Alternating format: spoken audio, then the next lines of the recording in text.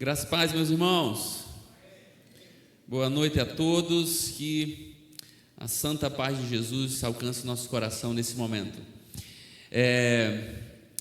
Nós estamos aqui desde ontem, falando sobre a volta de Jesus. Começamos ontem à noite, continuamos hoje pela manhã. Muita informação, Aprendemos muita coisa para pensar, muitas ideias para serem colocadas no lugar. E agradeço desde já o convite, pastor Juarez e toda a igreja.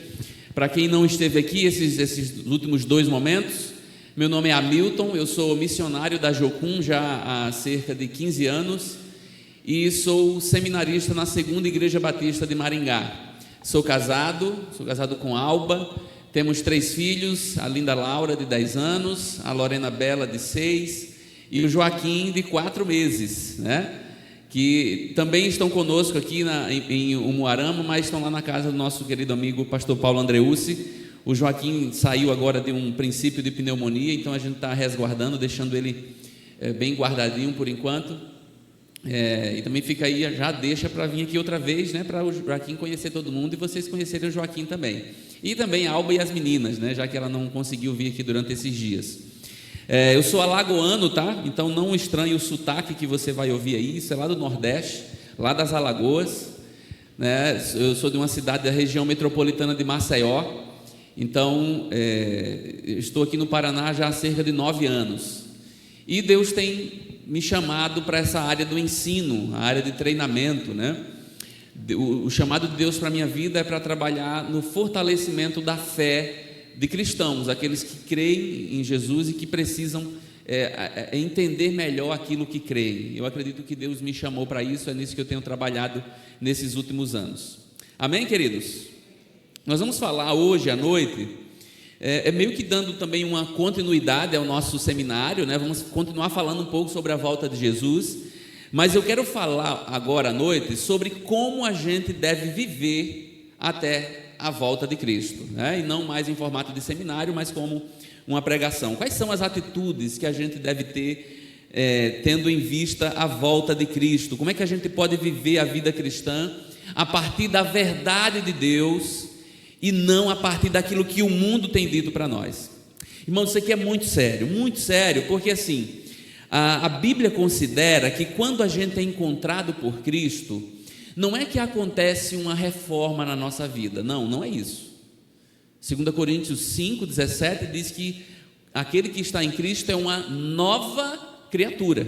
Então nós não estamos falando de uma reforma, nós estamos falando de começar do zero, nós estamos falando de nascer de novo, que para o amilenista, piada interna, para quem esteve aqui, para o amilenista é a conversão, pastor? Para o amilenista é a primeira ressurreição. Pois bem, Cristo nos chama não para uma reforma, mas para zerar a nossa vida, para agir de acordo com a verdade de Deus. Isso vai moldando o nosso pensamento, isso vai nos conduzindo para o lugar certo.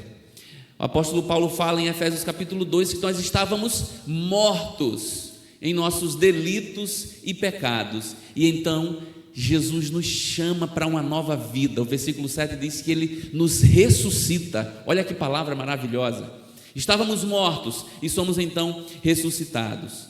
Então, queridos, o nosso grande desafio é que nesse nascer de novo, nós entendermos esse nascer de novo e agora aplicar isso na nossa vida, no nosso dia a dia. Eu não sei você, mas para mim às vezes é o maior desafio, a gente vir aqui num domingo à noite e pegar toda essa adoração que nós fizemos a Jesus, esse contexto bíblico, essa pregação, e aplicar amanhã de manhã quando eu sair para o trabalho. Esse é o nosso grande desafio, e eu acredito que é o seu desafio também. Como isso se torna real na nossa vida? Por exemplo, você já tentou avaliar se você tem andado de acordo com tudo que você já aprendeu de Deus? Quanto tempo você tem de crente? 2, 3 anos, 5, 10, 15, 20, 30 anos? Você já conseguiu aplicar tudo que Deus te falou? Isso é uma pergunta retórica, pensa sobre isso. Será que as nossas atitudes acompanham a velocidade com que Deus tem nos iluminado ao longo desses anos? Essa é uma boa pergunta para a gente fazer. Tem um fenômeno natural que todos nós temos conhecimento, que é o relâmpago e o trovão. Todo mundo sabe que existe uma diferença de tempo, né? Vem o relâmpago, depois vem o trovão. Quando dá aquele clarão, minha mãe já se esconde, que ela tem medo do trovão, né? Ela já sabe o que vem depois. Mas existe, a gente chama isso de delay, né? Uma diferença de tempo entre a luz e o som, essa diferença de tempo. Percebeu que na vida cristã é mais ou menos assim, né? Deus fala com a gente de maneira tão maravilhosa, sublime, num culto como esse, a gente fica maravilhado, mas até a gente aplicar aquilo, olha a luta, querida, e a gente tem que passar por cima de nós mesmos, a gente tem que passar por cima das nossas vontades, até que a gente consiga obedecer a Deus da maneira como Ele nos ordenou. Então a gente recebe a iluminação e depois, gradativamente, o sábio lá em Provérbios vai dizer que é como se fosse a luz da aurora, né? Que vai amanhecendo, vai clareando, clareando, clareando até ser dia perfeito. Essa é a ilustração do sábio, uma ilustração maravilhosa. Essa é a vida cristã. Então a gente recebe a iluminação de Deus e a gente vai caminhando em direção àquilo que Ele tem falado. É bom sempre lembrar que essa diferença de tempo, esse delay entre o que Deus fala e a nossa obediência não é culpa de Deus, tá, irmãos? Não é culpa da palavra. Isso tem a ver com a dureza do nosso coração. É bom que isso fique muito claro. Ou seja, precisamos ser intencionais. Quanto mais intencional eu for, quanto mais intencional você for, mais você vai ter sucesso na sua caminhada com Deus. Porque nós já temos o que precisamos, amém, queridos? Vê se você concorda comigo. Nós já temos a comida. Jesus disse que Ele é o pão vivo que desceu do céu, amém? Nós já temos a bebida. Ele disse que é a água da vida. Olha que maravilha, que mata a sede da nossa alma. Sabe o que nos falta? Fome e sede, é o que nos falta. Porque comida e bebida nós já temos à vontade, falta-nos a fome e a sede, e para isso a gente precisa ser intencional. Então, o Senhor nos chama para a obediência, e eu acho isso interessante, porque os autores bíblicos estão muito preocupados com isso. Irmãos, se nós pegarmos, por exemplo, o conteúdo das cartas do apóstolo Paulo, nós vamos perceber um padrão se repetindo. Pode ver isso em Romanos, em Coríntios, em Gálatas, em Efésios. Paulo sempre trabalha na seguinte perspectiva: ele traz a teoria ou o ensino, e na segunda parte da sua carta ele traz a prática. Como eu posso praticar aquilo que foi ensinado na primeira parte? Paulo sempre trabalha nessa perspectiva. Então ele dá um ensino, depois ele traz aquilo para a prática. Então é muito comum, e eu quero mostrar isso para você na carta aos Efésios. Por favor, abra sua Bíblia em Efésios capítulo 5. Eu quero ler um trecho com você desse capítulo 5 de Efésios, para a gente conversar sobre como a gente deve viver. Quais são as ordens de Paulo nesse texto de como a gente deve viver até a vinda de Jesus.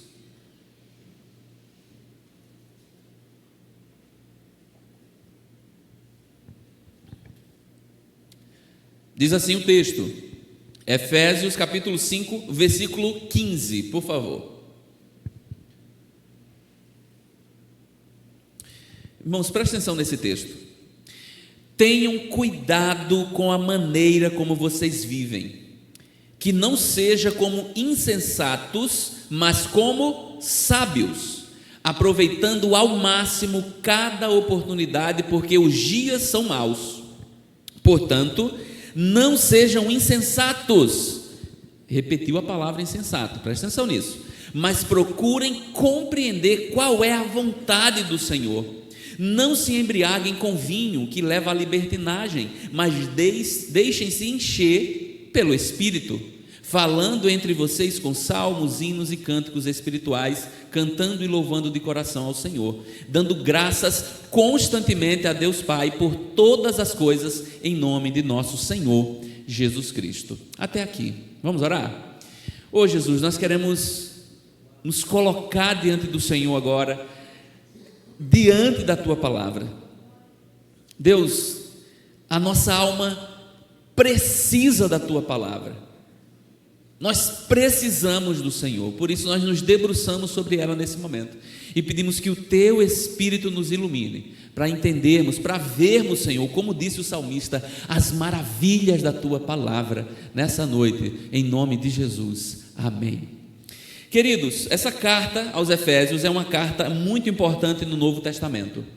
Tem um autor, um comentarista bíblico, que ele diz que o que Paulo faz na carta aos Efésios é como se ele pegasse a gente pela mão e ele nos levasse para um lugar alto e a gente conseguisse enxergar toda a vida cristã, um panorama da vida cristã, o que significa ser salvo, o que significa pertencer a Jesus Cristo, quais as implicações práticas disso. É isso que a carta aos Efésios vai nos dizer. Por isso que ela é um marco dentro do Novo Testamento. É uma carta que fala muito sobre a igreja. Quem é a igreja? O que Cristo fez por ela.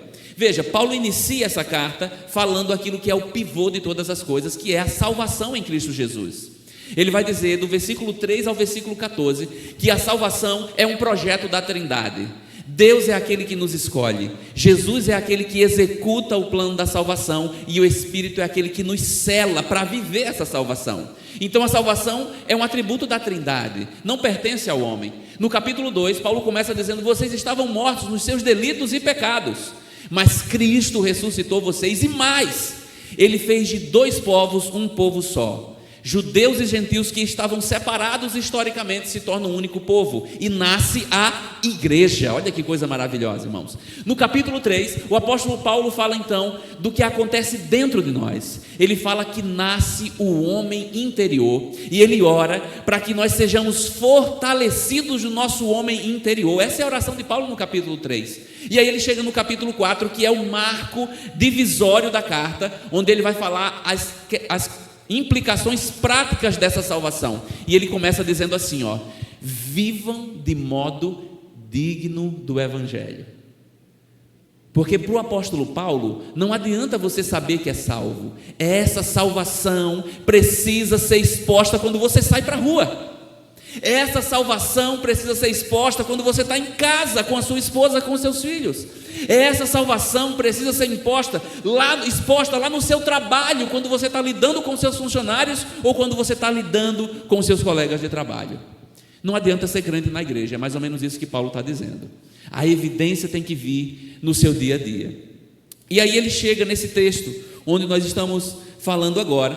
Ele vai dizer quais são os desdobramentos práticos então dessa salvação e como a gente deve viver até a manifestação de Jesus Cristo. Eu quero destacar aqui 3 atitudes que nós devemos ter até a volta de Jesus, que são ordenanças do apóstolo Paulo, vindas, é claro, do próprio Deus para os nossos corações.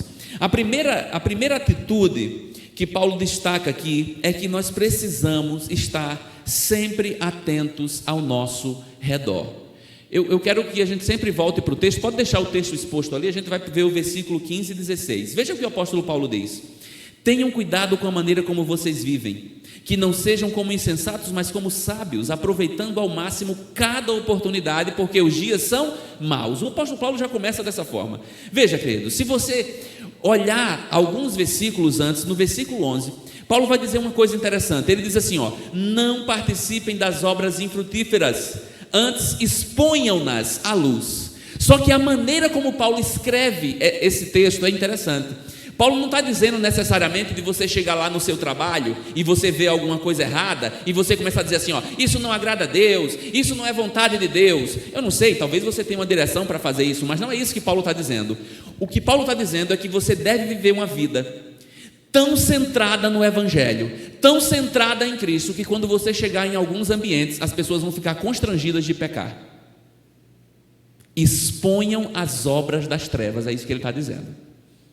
Ele não está falando necessariamente de denúncia, ele está falando de um tipo de vida. Ou seja, viva a luz de uma forma que as pessoas se incomodem. Por quê? Porque elas estão na escuridão. Mas ele diz o seguinte: cuidado. Por quê? Porque esse tipo de vida não vem de maneira passiva, é preciso ser intencional. Esse é o foco do apóstolo Paulo. Ele, tenham cuidado, vejam como vocês vivem. Essa expressão, como vive ou como vocês andam, dá a ideia de progressão. Cuidado da maneira como vocês vivem. E toda progressão precisa de um monitoramento, queridos. E como é que é essa história de monitoramento? É mais ou menos assim, é como se o apóstolo Paulo estivesse perguntando assim: você tem vivido os princípios que você tem aprendido com o Evangelho? Esse é o tipo de monitoramento que a gente tem que ter na nossa vida. O Evangelho tem feito diferença por onde eu passo? Desde que o Senhor me achou, eu tenho feito diferença nesse mundo? Essa é uma boa pergunta para a gente fazer, para ver como anda o nosso progresso no Evangelho. E Paulo diz mais: esse é um estilo de vida de quem é sábio. Essa palavra que Paulo usa, andem como sábios. Sabedoria é um tema muito presente nessa carta, essa carta de Paulo aos Efésios. Então o que Paulo está dizendo é o seguinte, para os cristãos em Éfeso: vocês não podem viver como se o destino fosse um Deus, sabe? A teologia do Zeca Pagodinho: deixa a vida me levar, a vida leva eu, como se eu pudesse viver de qualquer jeito. Não!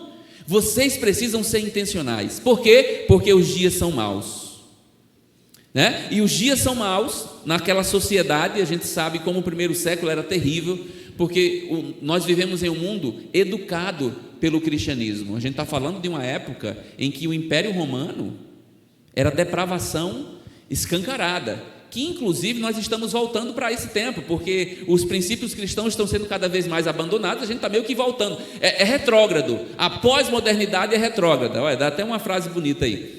Então os cristãos precisam ser intencionais, eles devem viver como quem tem uma missão. Qual a missão? Expor as trevas, vivendo uma vida de luz, viver de maneira intencional. Paulo está dizendo, sabe o que, queridos? Que a vida é um campo de oportunidades para você manifestar a obra de Deus entre os homens. A vida. Veja, você não precisa procurar estratégias mirabolantes. A sua vida comum no dia a dia é o campo onde Deus te chama para expor as trevas, porque você vive então na luz.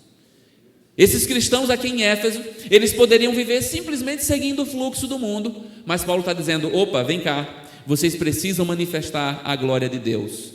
Não é só sobreviver, deixando a vida levar. Não, tem que ser intencional. E o que é que isso tem a ver comigo e com você aqui, querido? Presta atenção numa coisa. O nosso mundo necessita de tanta ordem quanto esse mundo do primeiro século, quando Paulo escreve para os Efésios. Os dias são maus do mesmo jeito como eram naquela época. Eu diria inclusive que a nossa sociedade se especializou no pecado. Nós estamos numa época onde o pecado é exaltado. Essa é a verdade. Onde o pecado é escancaradamente mostrado e exaltado. E eu sei que você consegue reconhecer isso. Por exemplo, olha o caos que nós vivemos hoje nas famílias. Intrigas, brigas, falsidade, medo, violência dentro dos lares. O caos no mercado de trabalho é propina, é aquele grupinho da impureza no falar. O caos na nossa vizinhança, muita fofoca, maledicência. O caos no nosso país, corrupção, descaso. E a pergunta é: como nós temos vivido nesse tipo de mundo? Será que a gente tem sido intencional? A gente tem vivido como sábio? Como a verdade de Deus tem atingido o nosso viver diário? Essa é a pergunta. Nós temos visto progressão dessas verdades de Deus dentro de nós? Deixa eu perguntar uma coisa para você: quais são, ou quais foram as oportunidades que o Senhor te deu e que você não soube aproveitar? Por exemplo, desde aquelas oportunidades nos seus relacionamentos virtuais até os seus relacionamentos mais íntimos. No encontro semanal aqui na igreja, você consegue identificar situações que você poderia ter agido com graça, mas você preferiu agir com rancor? Lá na sua família, situações que você poderia ter perdoado, mas você está preferindo guardar raiva. Situações, momentos que você poderia ter fugido de conversas inapropriadas, mas você continuou na roda dos escarnecedores. Ou fofocas que poderiam ter sido evitadas, mas você acabou não resistindo e acabou falando mal do seu vizinho, do seu parente. Paulo está dizendo: essa é a receita para você viver como um insensato. Quer ser insensato? Não é difícil não, é só você se dedicar aos seus próprios prazeres. Queridos, Provérbios 27:12 diz assim, o prudente, ele percebe o perigo e busca refúgio, mas os ingênuos seguem adiante e sofrem as consequências. todas essas oportunidades que você tinha de perdoar, mas aguardou rancor, de calar, de estancar a fofoca, mas você colocou para frente aquela mentira.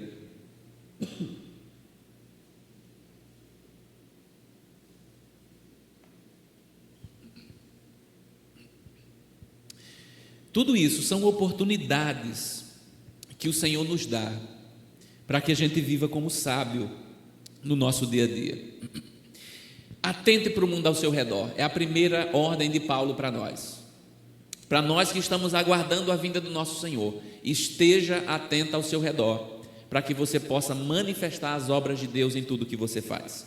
Mas o apóstolo Paulo continua, versículo 17 e 18, ele diz assim: portanto, não sejam insensatos, mas procurem compreender qual é a vontade do Senhor. Não se embriaguem com vinho, que leva à libertinagem, mas deixem-se encher pelo Espírito. Segunda ordem do apóstolo Paulo. Se a primeira é, esteja atento ao seu redor. A segunda é, desconfie das suas vontades. Desconfie das suas vontades. Veja, querido, se você quiser aproveitar as oportunidades que Deus tem dado, você precisa compreender qual é a vontade do Senhor. É a primeira coisa. Qual é o desejo de Deus? Ele já falou, se vocês viverem pelas vontades de vocês, vocês vão ser como insensatos. Mas se vocês descobrirem, é essa palavra que ele usa aqui, procurem compreender, não descobrir, tá? Procurem compreender a vontade do Senhor. Você vai descobrir o que o Senhor pensa, a maneira como Ele pensa, e isso pode fazer total diferença. A pergunta é, querido, por que a gente tem que compreender a vontade do Senhor? Por tudo aquilo que a Bíblia fala sobre mim e sobre você. Jeremias, escrevendo lá no capítulo 17, diz que o coração humano é enganoso e desesperadamente corrupto. Olha a palavra que Jeremias usa, desesperadamente corrupto. Sabe o que ele está dizendo? Está fazendo cor ao que Paulo está dizendo. Desconfie das suas vontades. Procure compreender qual é a vontade do Senhor, porque a nossa vontade está corrompida. O ser humano sem Deus é um poço de mazelas. Paulo está alertando os cristãos a desconfiarem de suas vontades, porque quanto mais eles confiam em si mesmos, mais expostos ao mal eles estão. Quanto mais você confia na sua vontade, mais exposto ao mal você está. Mas quando você busca compreender a vontade do Senhor, você está sendo sábio. E ele diz, vivam sobriamente. E sabe o que ele fala aqui? Olha a linguagem que ele usa. Não se embriague com o vinho. E é interessante a gente perceber o papel do vinho na Bíblia, né? Em muitos casos, o vinho representa a alegria, a presença de Deus, a saúde, a riqueza. Mas se a gente olhar, por exemplo, Provérbios capítulo 31, o vinho, ele é um símbolo para a fuga das preocupações dos homens. Provérbios 31 fala exatamente isso, né? Dê bebida forte ao pobre para que ele esqueça os seus problemas. Só que tem um probleminha. Quando passa o efeito do vinho, os problemas voltam. Os problemas não somem. E aí, Paulo apresenta uma coisa maravilhosa, algo que é superior ao vinho, que traz alegria ao coração humano. Encham-se do Espírito Santo. Olha que palavra maravilhosa. Enquanto o vinho é um desperdício de vida, o Espírito é fonte de vida. Os cristãos não precisam mais então depender das suas vontades, porque agora eles serão cheios do Espírito Santo.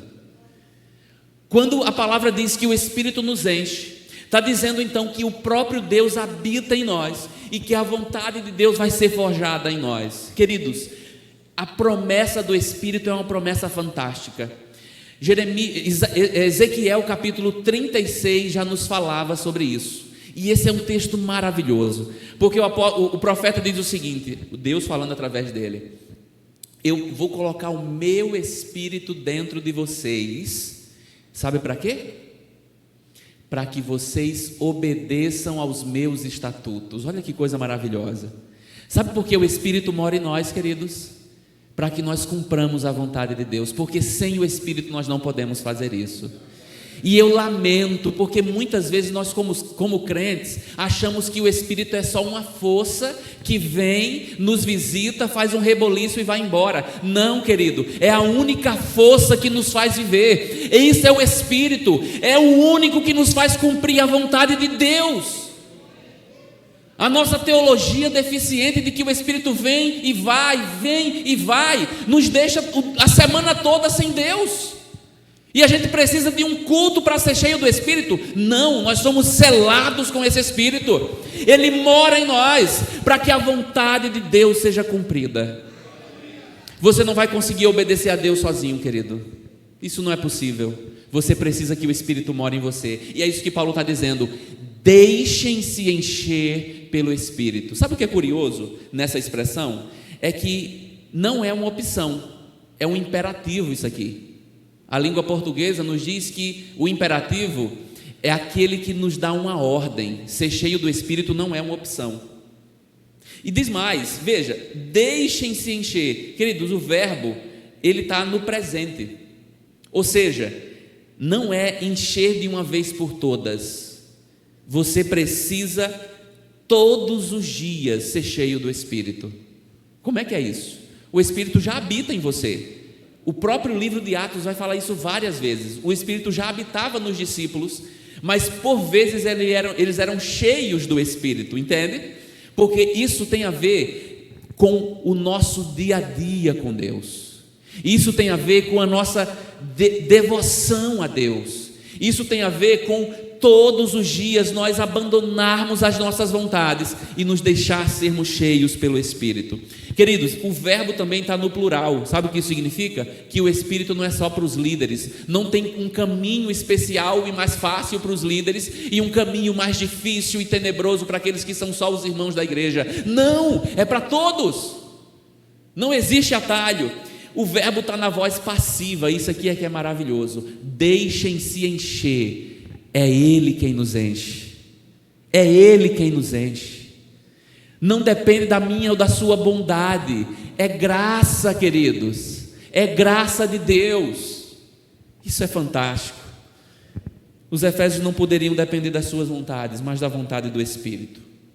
Tem uma canção que fala assim: não há ninguém capaz de saber até que ponto o coração é traidor.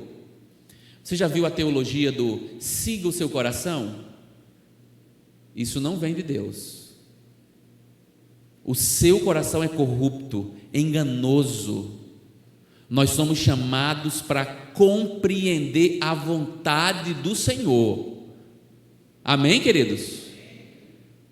Lembra de Jeremias. Tem um autor cristão, Richard Foster, que ele diz assim, que o ser humano, ele é como a praia do mar. Ó, poético, não é bonito? E ele completa assim: é como a praia do mar, que só produz lama e lodo. Esses somos nós. Esse é o nosso coração. Por isso nós precisamos compreender a vontade do Senhor. Em um dos seus livros, C.S. Lewis faz a seguinte pergunta: onde você estaria se Deus tivesse dito sim para todas as suas orações? Já parou para pensar nisso? Quando você pediu aquilo a Deus, parecia tão fantástico. Como diz o pastor Paulo Andreus, a gente dá conselhos para Deus às vezes nas nossas orações, né? Olha assim, se o Senhor fizer assim, assim vai ser perfeito. Se Deus tivesse dito sim para muitos desses planos, onde você estaria? Sabe por quê? Porque o nosso coração é corrupto, mas a vontade do Senhor é perfeita. Amém, queridos? Onde o nosso achismo pode nos levar, querido, eu não tenho ideia. Por isso que a gente tem que saber qual é a nossa fonte de orientação. Submeta os seus pensamentos ao Senhor, duvide das suas vontades. Nós estamos vivendo numa época que mais do que nunca nós precisamos desconfiar das nossas vontades. Sabe por quê, queridos? Porque as ideologias que estão surgindo por aí são muito sutis. E eu não estou falando só de ideologia mundana não, tá? Eu estou falando de ideologias que parecem de Deus, mas não são, como por exemplo, pregações onde o centro da pregação não é Deus, é o homem, onde a gente sai de pregações com o nosso ego inflado e não com o nosso ego humilhado. Cuidado com esse tipo de pregação. Porque o homem vai cada vez mais sendo colocado para o centro e Deus vai sendo colocado de lado, e daqui a pouco é tudo para nós, é tudo sobre nós, tudo. Nós aprendemos aqui nesse seminário sobre a volta de Jesus, queridos, até a volta de Jesus é sobre Ele, não é sobre nós. Até a volta dele, não é sobre nós. Então precisamos estar atentos o tempo todo.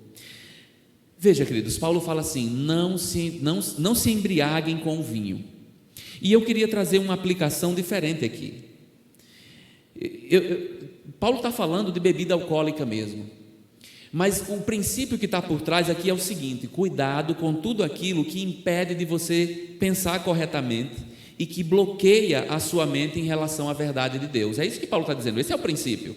Então eu identifico aqui nesse texto alguns vinhos da nossa geração que precisam ser evitados por nós. Eu vou dizer alguns aqui, tá? Eu vou dizer um vinho que causa reboliço: política. Isso é um vinho que tem cegado a igreja do Senhor. Queridos, a gente chegou num nível de achar que um homem vai salvar a igreja. Que pensamento tolo é esse, irmãos? Isso é cachaça, isso é vinho que nos embriaga. E sem citar nome nenhum, seja de um lado ou seja de outro, cuidado com esse vinho. Não se embriaguem com o vinho. A igreja não precisa de defensores, a igreja pertence ao Senhor. Ele está no controle da história. Mas tem outros vinhos da nossa geração: o individualismo. Quer ver um outro vinho? A busca por um padrão de beleza. Quer ver um outro vinho? A ânsia para ter coisas só para aparecer para os outros.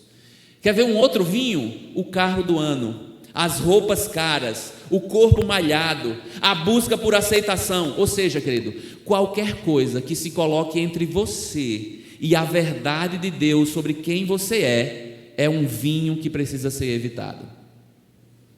Não se embriaguem com o vinho.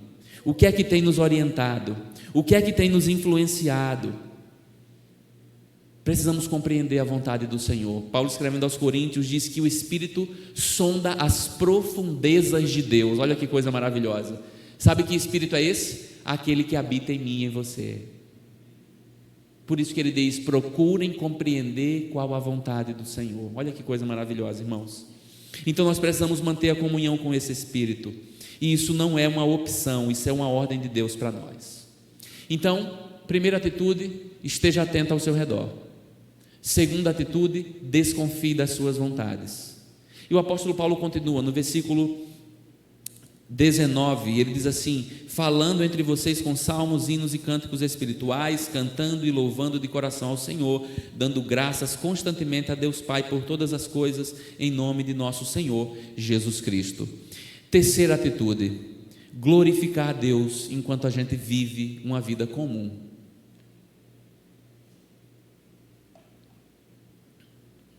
Assim como os irmãos aqui, eu também sou da área do louvor, e quando a gente vê um texto como esse, né, louvando com salmo, a gente já fica pensando: nossa, quais são esses salmos, quais são esses... Queridos, a intenção de Paulo aqui não é necessariamente falar de música. O que Paulo está evocando aqui é a ideia de comunhão. Porque quando é que existe música, salmos e canções espirituais? Quando nós estamos reunidos como igreja. Então Paulo está falando da comunhão, algo muito mais profundo. É como se ele estivesse dizendo assim, ó: a embriaguez, ela causa divisão, mas o Espírito, ele traz comunhão. É exatamente o oposto. A presença do Espírito restaura os nossos relacionamentos, irmãos. Não é isso? Aquilo que era confusão se torna harmonia. E não só isso, a presença do Espírito também traz a nossa comunhão com Deus.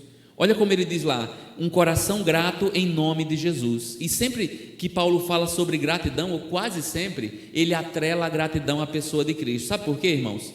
Lembra lá em Filipenses, quando ele diz assim, ó: não fique ansioso, mas coloque diante do Senhor o seu pedido e faça isso com ações de graça.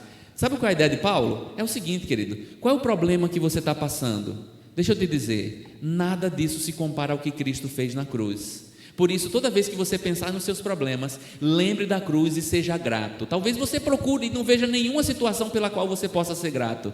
Aí você lembra da cruz de Cristo. Então sejam gratos em nome de Cristo Jesus. Toda a insatisfação do coração humano esbarra na obra da cruz. Nenhum sofrimento humano pode ser maior do que a obra da cruz. E é assim que a gente glorifica a Deus. Isso significa glorificar a Deus, irmãos. É quando as pessoas olham para nós e veem Deus. Jesus fala isso em Mateus capítulo 5, ele diz assim: brilhe a vossa luz diante dos homens, para que glorifiquem ao Pai que está nos céus. E talvez você pense assim: nossa, então eu tenho que fazer o quê? Eu acho que eu tenho que ser rico para que as pessoas olhem para mim e vejam a Deus. Não, eu acho que eu tenho que ser popular para que as pessoas olhem para mim e vejam a Deus. Aí quando você vai para o texto, sabe em que contexto Jesus fala isso? Brilhe a vossa luz diante dos homens para que vejam o Pai em vocês? Num contexto de perseguição. Bem-aventurados serão vocês quando perseguirem, maltratarem, quando falarem mal de vocês. Aí logo depois ele diz: assim brilha a vossa luz diante dos homens, para que vejam as vossas obras e glorifiquem ao Pai que está nos céus. Viver a vida de uma forma que o sofrimento vem e a gente olha para ele e vê ele a partir da cruz e não a partir da nossa autocomiseração ou a partir do nosso vitimismo. Nós glorificamos a Deus quando nós olhamos para o sofrimento e abraçamos o sofrimento como Cristo abraçou o sofrimento. E nós fazemos isso porque assim como Ele sofreu e morreu e ressuscitou, nós sofreremos com Ele e com Ele reinaremos em glória. Assim brilha a vossa luz diante dos homens, para que vejam as vossas obras e glorifiquem ao Pai que está nos céus. Irmãos, me diz uma coisa: nós podemos fazer isso pela nossa própria força? A tendência do nosso coração pecaminoso é ser vítima, é autocomiseração, mas porque o Espírito habita em nós, a gente pode olhar para isso e glorificar a Deus. Quando temos todos os motivos para reclamar, nós cultivamos a gratidão. Então glorificamos a Deus quando as pessoas olham para nós e veem ao Senhor. Mas tem uma segunda instância disso. O apóstolo Paulo fala em Gálatas capítulo 5, que o fruto do Espírito em nós é o quê? Amor, alegria, paz, paciência, amabilidade, bondade, fidelidade, mansidão e domínio próprio. Queridos, Martinho Lutero falou o seguinte: Deus não precisa das suas boas obras, mas o seu irmão precisa. Deixa eu dizer uma coisa para você. Você acha que Deus precisa do seu amor? Você acha mesmo que Deus precisa da sua alegria? Você acha mesmo que Deus precisa da sua mansidão? Mas eu vou te dizer, a tua esposa precisa muito da tua mansidão. O teu vizinho precisa muito da tua fidelidade. O teu parente precisa muito que você não seja um fofoqueiro, muito. Nós glorificamos a Deus quando nós nos relacionamos mediados pelo Espírito Santo com os nossos irmãos. Entende o que é glorificar a Deus? Na nossa relação com o Pai e na nossa relação com nossos irmãos. Glorificar a Deus no nosso dia a dia, isso é glorificar a Deus na minha vida com o Senhor e na minha vida com o próximo. Então, primeira atitude: estar atento ao nosso redor, ser sábio, sóbrio, monitorar o nosso comportamento à luz da sabedoria de Deus. Segunda atitude: desconfiar das nossas próprias vontades. Terceira atitude: glorificar a Deus no nosso dia a dia, amando a Deus sobre todas as coisas, amando ao próximo como a nós mesmos. Deus nos chama, querido, para uma vida prática, não para uma teoria paralisante. As verdades do Evangelho precisam gerar mais do que admiração, precisa levar transformação para dentro de nós. Esse é o Evangelho. Lembra lá da ideia do relâmpago e do trovão? Lembra disso? Que eu falei no início? Pois é, um dia isso vai acabar, esse delay vai acabar, porque nós seremos como Ele é. Nós estamos sendo levados para esse grande dia. E tudo isso nos diz uma coisa: toda essa obra de Deus não é sobre mim, não é sobre você, mas é sobre o que Deus está fazendo no mundo, e Ele está nos incluindo para viver isso quando a gente sai daqui. Quando a gente cruza aquela porta e vai viver a nossa vida comum, e faz isso para a glória de Deus, como disse Paulo a Tito no capítulo 2, até que Ele venha lá nos céus e a gente seja enfim o que Ele nos chamou para ser. Eu quero rapidamente que você leve para casa três aplicações ou 3 ações para serem tomadas. Primeiro, faça uma autoavaliação essa semana. Avalie o seguinte na sua vida: o que foi que mudou desde que Cristo encontrou você? O que foi que mudou na sua vida? O que foi que mudou nas suas atitudes? Você tem sido intencional na sua vida cristã, ou você está simplesmente deixando as coisas acontecerem? Segundo, avalie o que tem influenciado você nesses últimos anos. O que é que tem influenciado a sua vida, o seu modo de pensar? Será que é a presença do Espírito? Como tem sido desenvolvido na sua vida os princípios do Evangelho? Tem algum vinho que tenha embriagado você e você precisa largar esse vinho e se deixar ser cheio do Espírito? Terceiro, pense em como o fruto do Espírito tem sido produzido na sua vida. Como você anda quando você pensa no amor, na alegria, na paz, na paciência, amabilidade, bondade, fidelidade, na mansidão e no domínio próprio.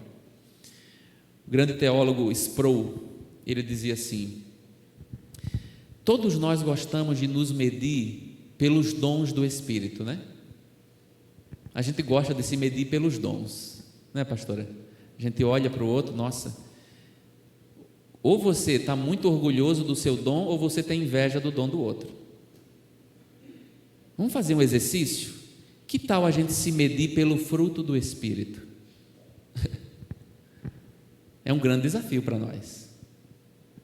Que o Senhor nos ajude a viver para a glória dEle, a estarmos atentos, a desconfiar das nossas vontades e buscar compreender a vontade do Senhor e sermos cheios desse Espírito que nos conduz então para a presença dEle.